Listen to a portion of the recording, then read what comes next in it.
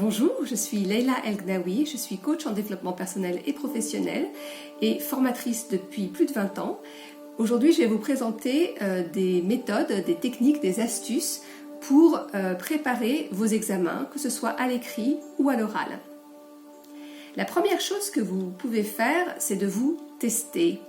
Alors on a beaucoup appris à l'école à prendre des notes, à faire des fiches, à surligner, à lire et à relire ces mêmes notes.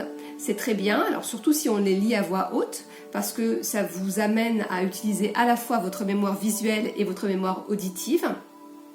Mais les recherches montrent que le meilleur moyen d'intégrer l'information, c'est de se tester. Alors, ramassez toutes les connaissances ou toutes les informations dont vous avez besoin et testez-vous sur ce qui vous semble le plus pertinent.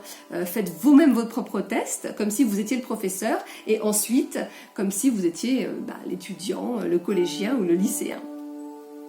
Donc, première chose, se tester.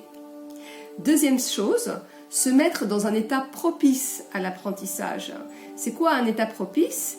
C'est un état à la fois de détente et de concentration.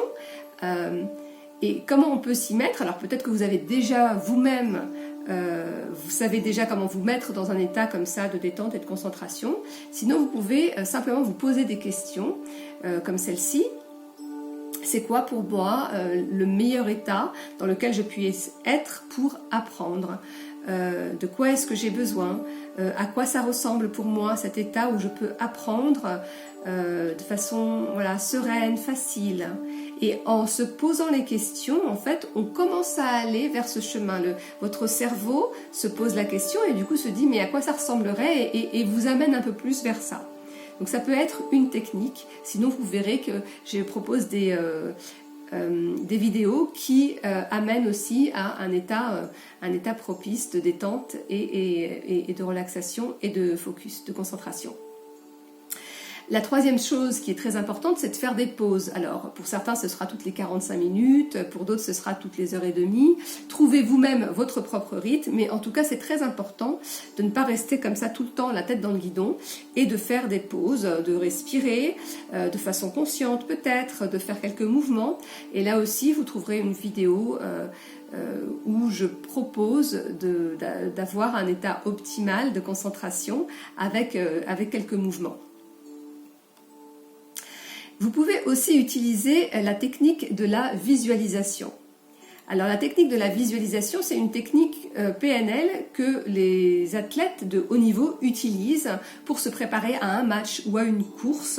Et ça veut dire en fait imaginer à l'idéal pour soi le match ou la course. Donc pour vous, ce serait d'imaginer à l'idéal pour vous comment se passe votre examen.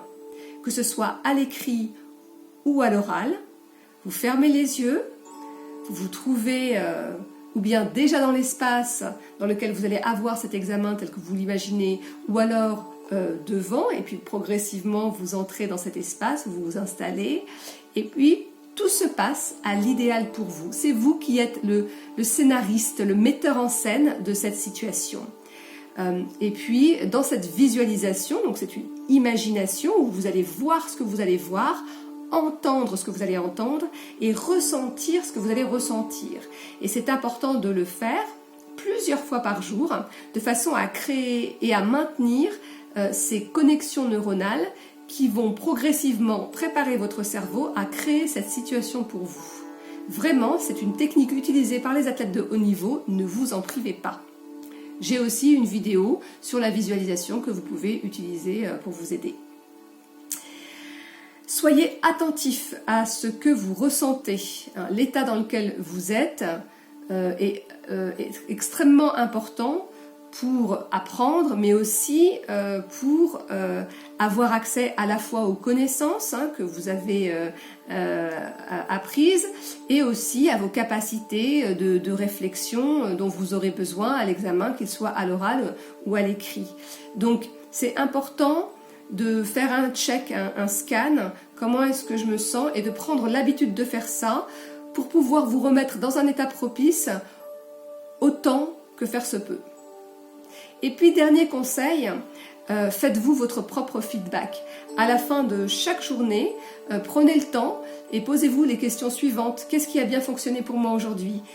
Qu'est-ce qui a moins bien fonctionné? Et de quoi est-ce que j'aurai besoin demain pour que ça fonctionne mieux encore?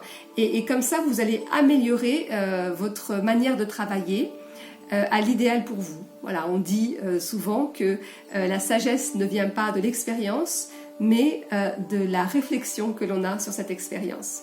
Voilà, j'espère que ces conseils vous aideront pour préparer vos examens, que ce soit à l'oral ou à l'écrit.